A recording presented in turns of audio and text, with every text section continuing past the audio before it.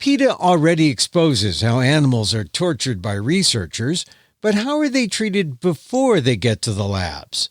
The torture before the torture. Next on the PETA Podcast.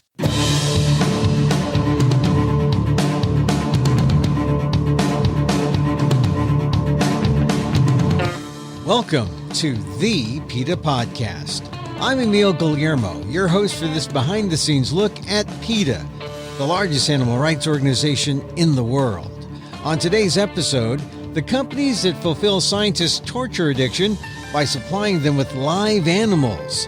They're companies like Molten Chinchilla Ranch, Oak Hill Genetics, Ruby Fur Farm, and the Oakwood Research Facilities. If you've never heard of them before, well, that's intentional. They fly under the radar so they can do what they do, be the breeding factories of animals for experimentation. They breed animals and suffering in small, quiet towns like Ewing, Illinois, New Sharon, Iowa, Chatfield, Minnesota.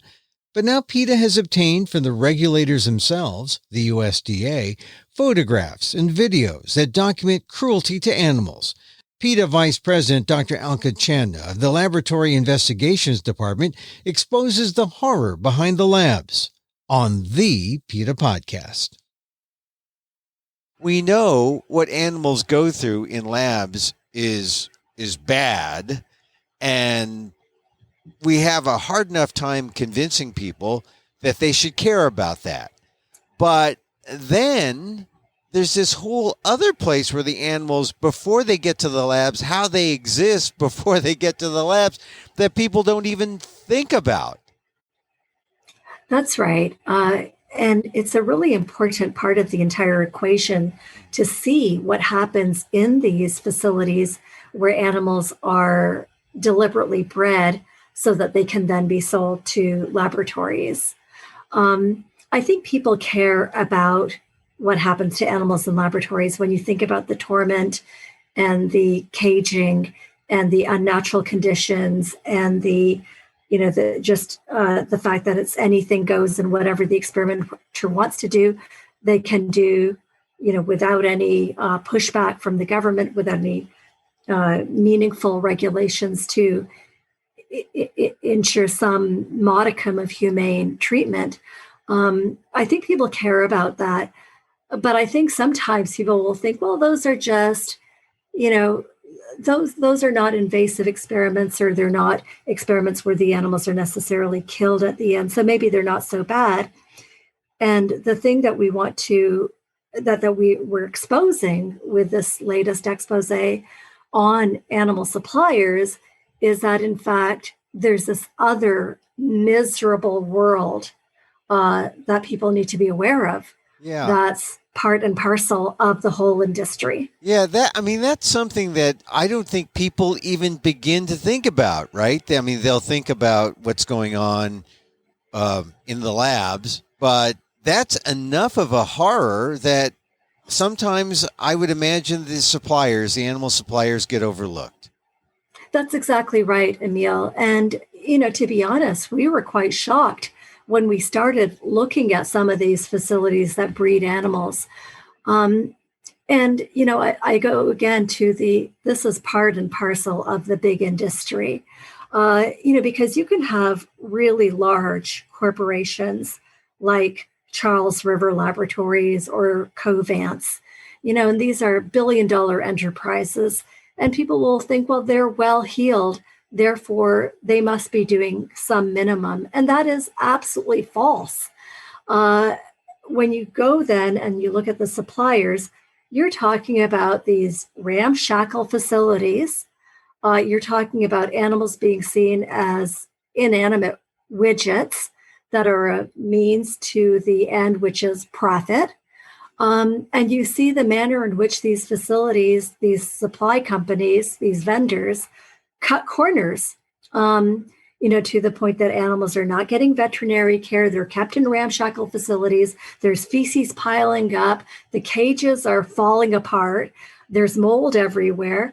Animals are dying in the cages or falling through the cracks, literally falling through the cracks of the cages onto the floor where they might be run over by some truck. Yeah. And it's just a horror show. When you think of it as, well, there's got to be a baseline, right? And if you establish maybe, it'd be pretty bad. But if 0 was the baseline, the actual way that animals are treated by these animal supply houses is less than 0. It's sub-0, which is, knowing how bad the baseline is, it's hard to believe that it could be worse than that.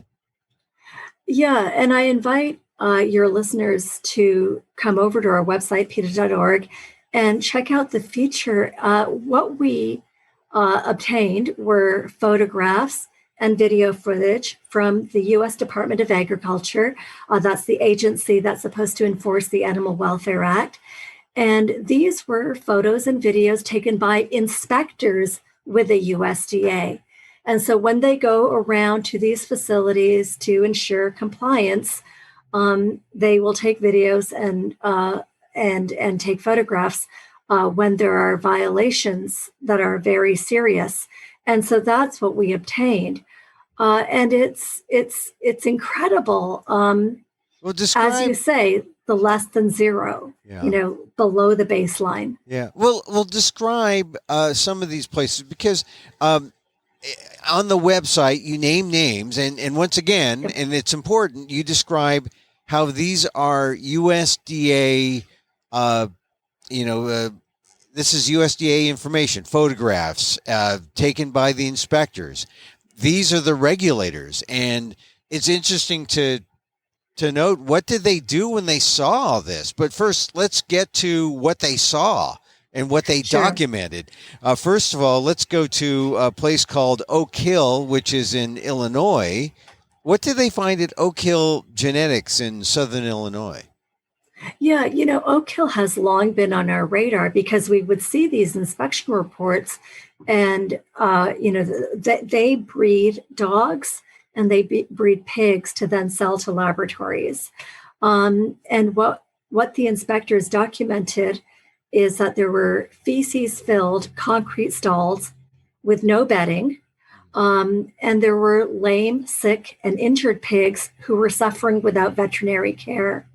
The images that I found really disturbing, there were 6 infant pigs, just born, and they had infections that were so severe that their ears were filled with fluid. It almost looked not real.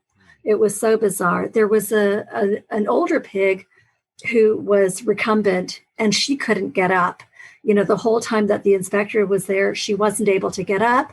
The inspector also documented wounds from the workers at this facility hitting the animals. When they want the pigs to go from one place to another, they just take out the canes and then they start hitting the pigs. And so there are these serious lacerations on the pigs' bodies. So, they're forced to basically exist in their own feces. The facilities are not being cleaned properly. The place is dilapidated. The animals who are injured are not being given veterinary care, and diseases are permitted to flourish through the facility. And so you get these, for example, baby pigs who have these fluid-filled ears from the infections. Now, is this just a kind of an isolated thing within this particular facility, or is it like the entire facility is like this? I mean, 1 or 2, you might say, well, maybe they missed one, they can fix that. But is this widespread throughout the facility? No, unfortunately, it is widespread throughout the facility. And it wasn't just 1 or 2 inspections. We're talking about multiple inspections over years that this has been permitted to go on. And the USDA will write up the facility, cite them in an inspection report. And then it's just business as usual, and then the USDA will cite the facility, come back the next year, cite it again. You see similar violations, come back the next year, cite it again. And, they're just skipping along, and then they might make an adjustment or two. But at the end of the day, it's that bottom line. They just don't care. And they know that if they're just cited, nothing's really going to happen. So So it's like a traffic ticket in a way. Yep, exactly. And yeah, a traffic ticket incurred by somebody who doesn't mind paying $100, $200 and, going on their way. And I'm not even saying that any of these facilities have been fined substantially. Basically it's a slap on the wrist. But now most of these people, I mean, do they do this because they figured, well, these are animals that we're breeding that we're going to be experimented on anyway. Does it matter? Is that kind of the mindset, or is there anything? I think they think it's the cost of doing business, that if they are just churning out these animals, repeatedly breeding them, so they just have so many babies coming out, that if some of the infants, some of the older animals, the females who are being repeatedly bred, if the conditions are so horrific that some die, well, that's okay, because in the larger equation, they're just breeding more and more. It's a numbers game for them. So none of these animals mean anything to the owners of the company or to the workers who are working there, because it's just an equation in a ledger sheet. Yeah, but they do have to deliver a live specimen to the lab. I guess it doesn't have to be of great health. How many animals are we talking about here at, say, one facility like the one at Oak Hill Genetics? Yeah, at Oak Hill Genetics, we're talking about hundreds of dogs and hundreds of pigs. It varies, of course, if the numbers fluctuate, but there we might be talking about in the neighborhood of 1,000 animals altogether. Some of the other facilities, that we exposed, we're talking thousands of animals. That's usually what it is. Well, let's go to another one, because the Ruby Fur Farm is one. What can you tell us about Ruby Fur Farm? They're in Iowa, and Ruby Fur Farm, as the name connotes, was once upon a time a farm where they would kill the animals who they were raising for the purpose of the clothing industry. They would kill the animals so that they could rip off the fur and then sell that to the quote unquote fashion industry.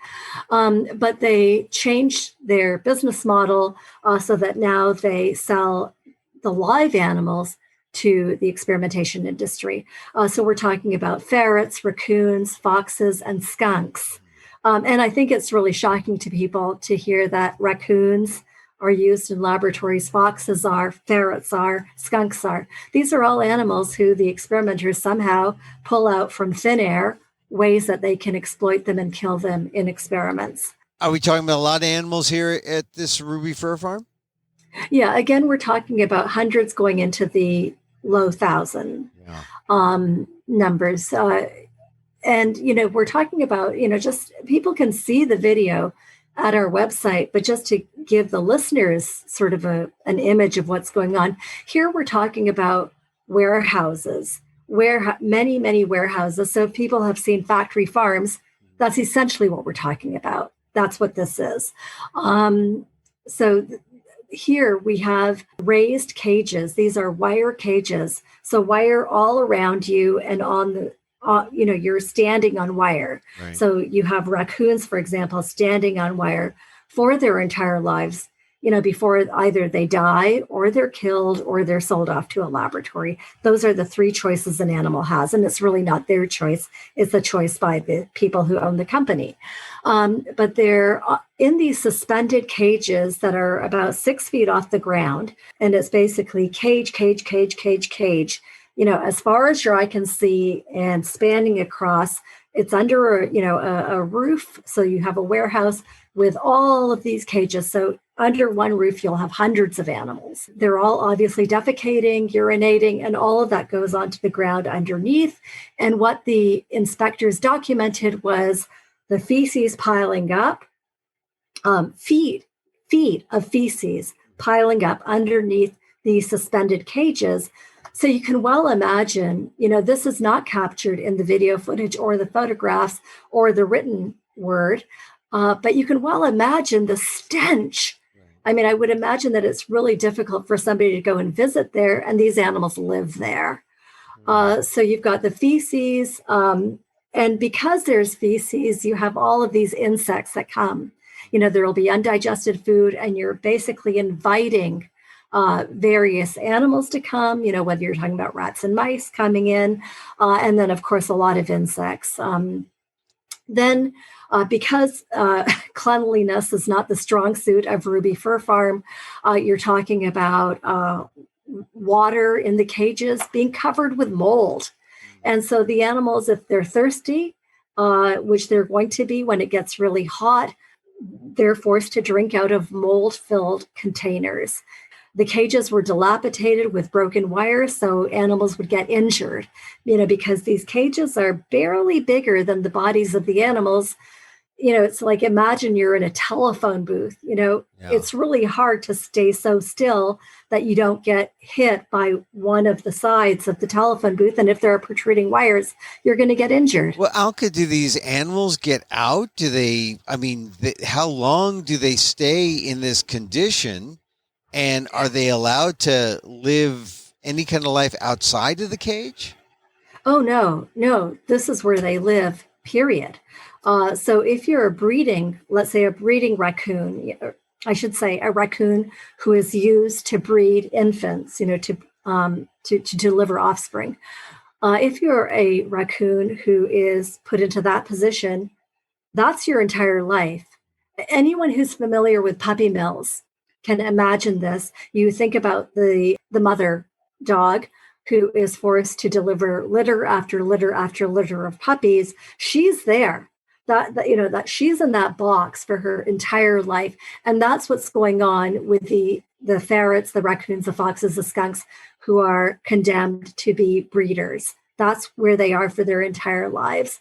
And for as long as any of the other animals are at the facility, they're in those suspended wire cages. They're not going out anywhere. There's no playtime. There's no time to allow your feet to get a rest from the wire. You think about this, raccoons, they're not tiny animals. Yeah. And you're living on that wire. That wire goes into your paws, and you can get seriously injured. It hurts to stand on that. Alka, then, so they stay in these cages. There's all this, all the feces around them. It's not sanitary. How is it in terms of disease? And do these animals get sick? Do they get veterinary care? Yeah, they absolutely get sick. And at another facility that we profiled in our expose, Molten Chinchilla Ranch. These names are absurd.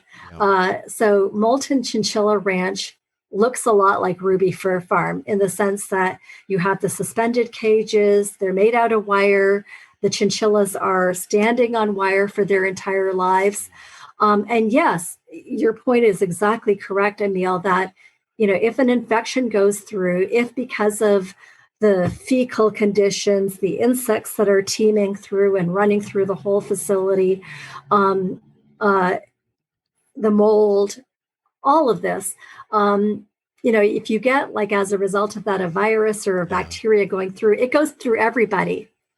But they don't, it's not a matter of course. Veterinary care is not a priority, I would imagine.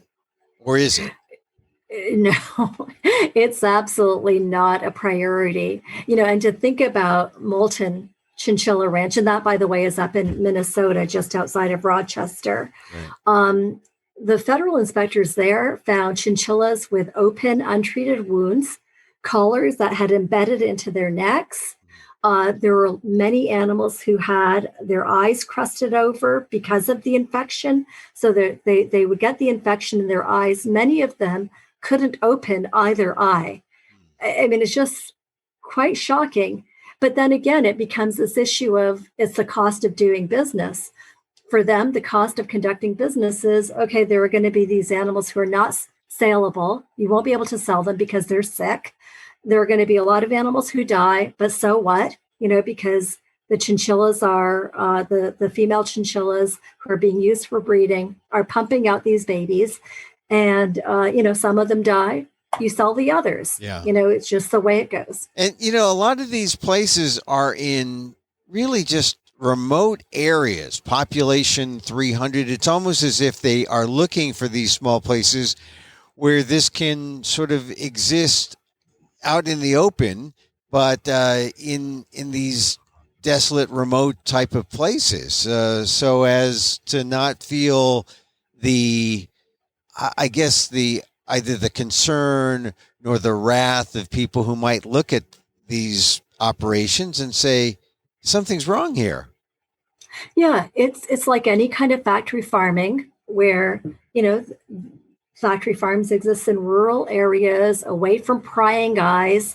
And usually they're located next to people who, may not have the resources to raise a stink. And it's funny to say raise a stink when these places are, the inspectors talk about the putrid odor that comes off of the animals and, comes out of the facilities, comes off the animals because they're sick, comes out of the facilities because the feces. And it's like puppy mills, all of the puppy mills in Missouri, all in rural areas away from ears that will hear the animals who are, yelping, crying out because they're suffering so terribly.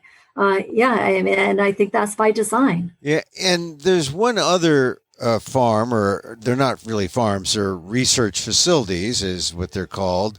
There's a place in Michigan, outside of a small town called Oxford, Michigan, the Oakwood Research Facility. And there's like 4,000 white domestic rabbits there. Tell me about Oakwood and what they do. How bad is it there? Emil, the photos from Oakwood were just outrageous. You have these rabbits, and again, same deal. You've got the suspended cages, so cages off the floor, wire flooring. So dilapidated, there are pictures taken by the USDA inspectors of rabbits in these cages just slightly bigger than their bodies. I mean, you talk about confinement, the sense of claustrophobia would be huge. But then the cages are falling in on the rabbits. They're so misshapen. And so you have rabbits who are not in rectangles, but rabbits who are in these almost rhomboids, where the sides are basically collapsing. Think about being, again, in that telephone booth and the sides are collapsing in on you. Yeah. So you started in a tiny space and it's become even tinier. And again, there are jutting wires and things like that are going to injure the animals. But yeah, 4,000 rabbits. There is no way you're going to be able to care for that many animals in any way that anyone would consider acceptable. The way you describe the cages, it makes it sound not like a cage, which would be like a quote unquote home. It sounds more like a trap because they're being Absolutely. Held at bay. This is their life. Until they go to the labs or until they're sold. How long do they have to live in these conditions before they're sold? Yeah, it varies. And, if you look at, it's hard to get cost figures, but I was looking earlier at, somebody leaked to us, somebody who cares about animals leaked to us I hate to use the word catalog, but that's what it is. It's a catalog. And this was from a company called Covance, a catalog of animals you could purchase from Covance. And the price depends on the age of the animal.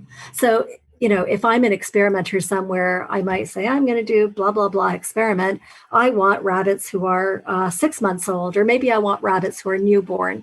And the cost will depend on that. So to answer your question, Emil, there are experimenters who will want dogs who are 2 years old. And so that means that those dogs are going to be held at Oak Hill until they're 2 years old. But then maybe there's an experimenter who wants puppies. So they're there. They can be there for varied lengths. But bottom line is there's a market for them. Who are these people who are buying from these suppliers? And why are they? I guess they're keeping them in business because the research demand is there, right? So they have to go to the suppliers. Is who exactly is it? Is it commercial? Is it are they university type researchers? Who are the Yeah, researchers? all of the above, and also government facilities. So, some of the ferrets from these facilities are being purchased by the CDC, the Centers for Disease Control and Prevention. The National Institutes of Health has purchased from these facilities. The FDA, the Food and Drug Administration, has purchased from these facilities. Universities, as you mentioned, also sometimes commercial laboratories. I believe I saw that Charles River Laboratories has purchased rabbits from Oakwood Research Facility. So you're talking about basically everybody. And, the thing is, Emil, culpability is across the board. Yeah. It's like the two-bit, quote unquote, business person, running these ramshackle facilities and giving the animals absolutely nothing, basically pumping them out, treating them like disposable objects, treating them like inanimate widgets, and then selling their bodies. So if you're CDC and, you think you're so elite, or you have these shiny laboratories, whatever it is, once you're purchasing from any of these facilities, there is a taint in what you're doing. I mean, not only because of the horrible and worthless experiments that you're doing, but you are part of creating that demand that results in these horrific facilities. Well, so you think there should be some kind of responsibility on the part of the buyers on how the suppliers treat the animals, even though the buyers aren't going to do anything more to the animals except torture them.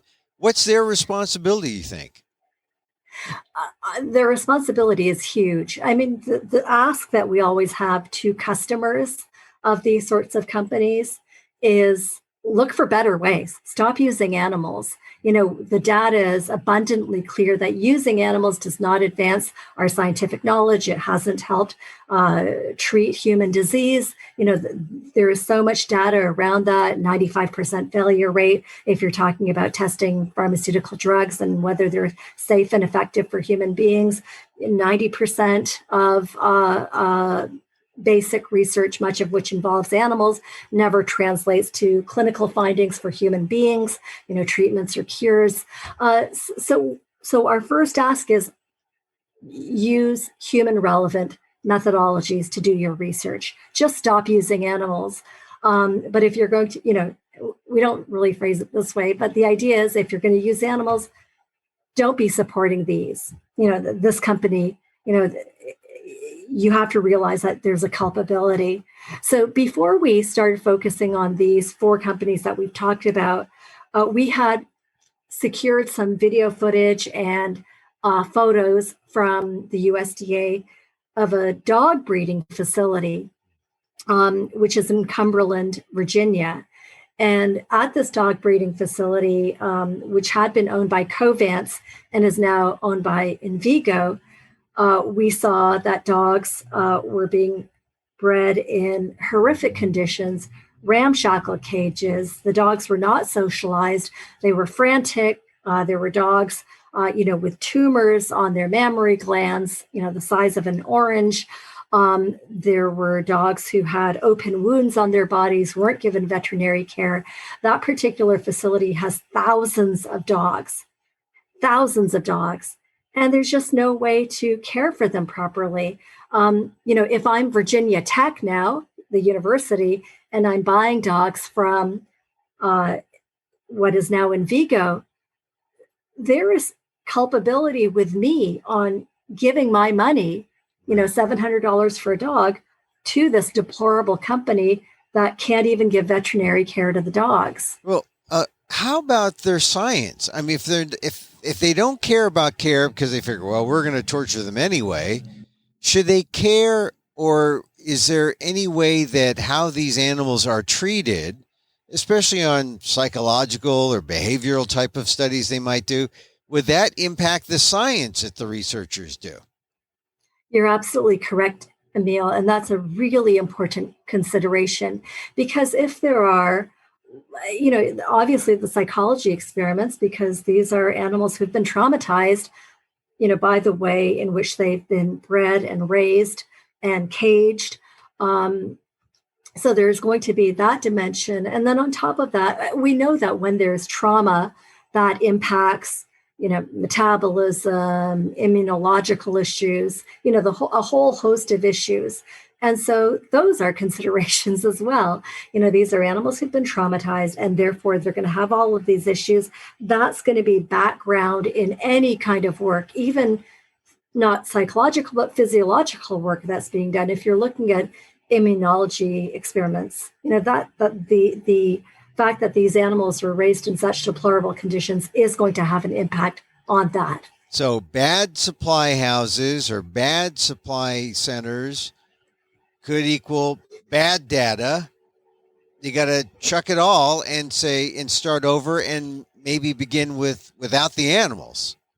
Exactly. I mean, that's really, the best science anyway, is to do human relevant, sophisticated, modern research using such things as organs on chips or bioinformatics, or,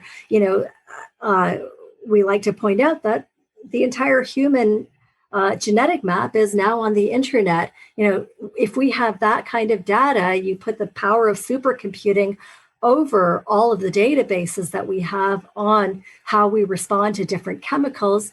I mean, the power of that is so great, and you're getting human relevant data. Animal experimentation is a holdover, from centuries past, and it stems, as I'm sure you and many of your listeners well know, it stems from when there were religious prohibitions on, for example, dissecting a human cadaver, and so right from the early days, we're talking centuries and centuries ago, rather than understanding human physiology, human anatomy by looking at human cadavers, because there was a prohibition on that, there were people who were cutting up animals. And, there were textbooks, anatomy textbooks, that were based on the anatomy of guinea pigs and dogs and cats and, monkeys. It's just so absurd. It's this holdover, this antiquated notion that we can somehow apply data from these other animals to the human animal. It's scientifically flawed and, of course, absolutely unethical. So, Alka, if PETA were to end the supply, these 4 supply centers, how many animals do you think would be saved? How much money do you think is generated from all this in terms of really wasted activity? Because the science isn't any good, but they're able to profit on the bad science. What kind of dollars? How many animals are we talking about? If we just focus on the 4 facilities that we were looking at, and these are the facilities for which we receive photos and video footage from the USDA, you're probably talking about tens of thousands of animals. But this is actually a small part of a much bigger issue. I referred to the thousands of dogs at what is now in Vigo. So that was sort of a separate matter that we looked at and that we're still campaigning around. And we have video and photos on our website. Some years ago in 2011, we went public with an investigation that we did of a place called Triple F Farms. And again, the word farms, but what it is really is, again, a set of warehouses out in rural Pennsylvania where they breed ferrets to then sell to laboratories and also to actually, strangely, to the companion animal industry. But the issues that we've been discussing, Emil, lack of veterinary care, the suspended cages made out of wire, baby ferrets were falling through the wire holes, and the trucks that would go through to, clean up, they would just routinely drive over these baby ferrets, or the baby ferrets would just, drown in the feces that had piled up, or they would, die of starvation or thirst. So in terms of a dollar amount, though, because this is all being done because it's business. What kind of business is the animal supply industry generating? It's in the billions. Yeah. We don't have authoritative figures or specific figures from these different places because they are private industries. But when you think about like the Charles Rivers of the world, Charles River Laboratories, that's based in Massachusetts, supplies 1 out of every 2 animals in laboratories worldwide. When you think about places like Jackson Laboratory, which is in Bar Harbor, Maine, and they also have a facility in Sacramento, and this is a place that breeds mice and rats to sell to laboratories, including genetically modified mice and rats. So mice who are genetically predisposed to being obese or being, having symptoms that look like some kind of neurological disease or being predisposed to being depressed or whatever it might be. When you add that, you're talking billions of dollars. All right. So a massive, massive problem that people don't even think about when they're just looking at the experiments. They don't look at the suppliers. The experiments are bad. The suppliers and how they treat the animals and the amount of money they make off that mistreatment and cruelty, even greater than people think. What can listeners do? What can viewers do about this issue? What do you subscribe? Yeah, we ask people to come over to our website, because a big part of it is getting others to understand. So come check out the page that we have devoted to this on our website. You can see the video, you can see photos. And again, these are videos and photos that were taken by USDA inspectors.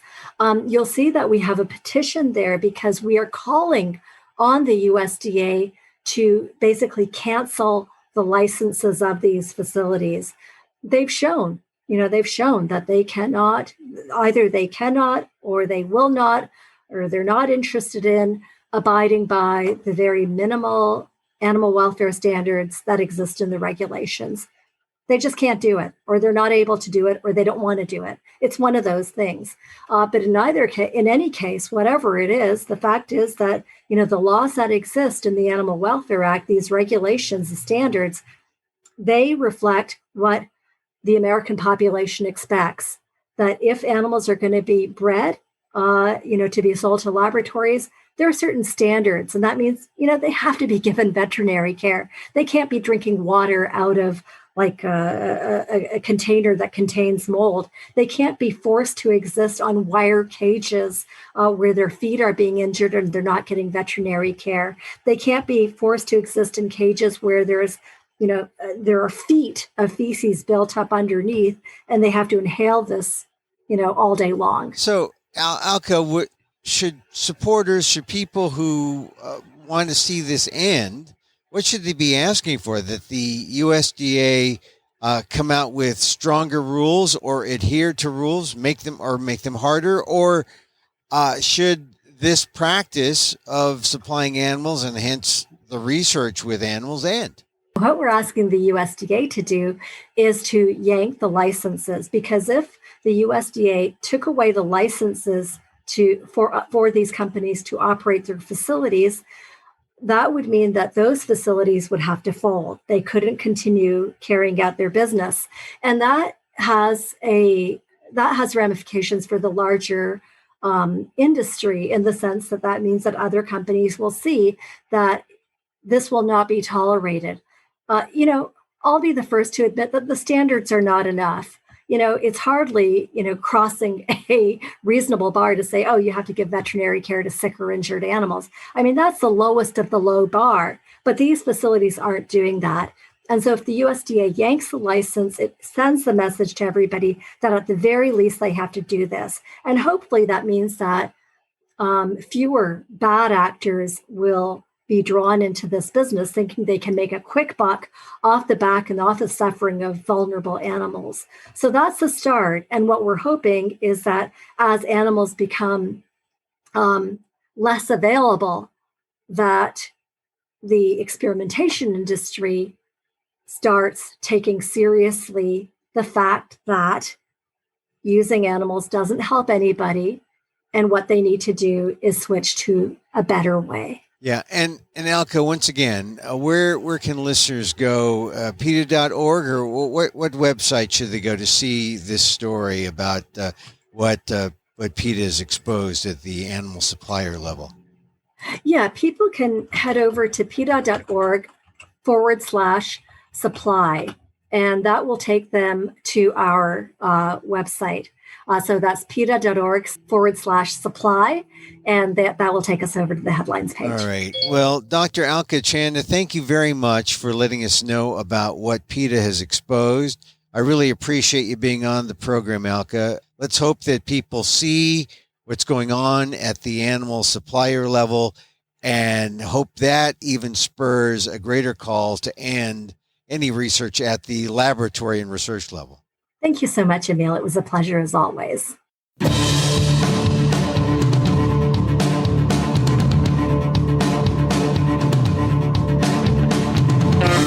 Dr. Alka Chanda, PETA Vice President on Laboratory Investigations, on the cruelty of the animal supply companies that should now be on your radar. Go to PETA.org for more. And that's our show this time out.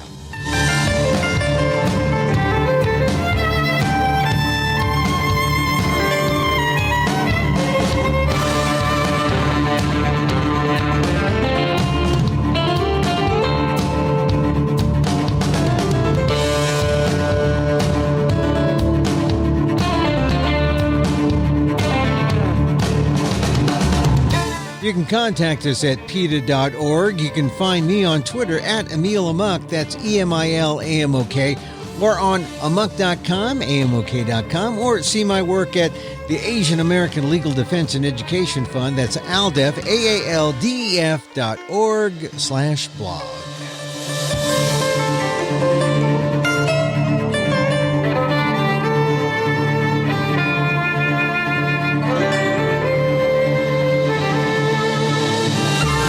Once again, thank you for listening. Check out all our episodes on your favorite podcast app or on Apple Podcasts, where you can rate and review the show.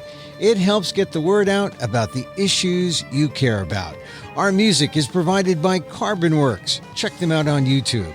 And join us again next time for more insight into animal rights and the fight for a cruelty-free world on the PETA Podcast. I'm Emil Guillermo.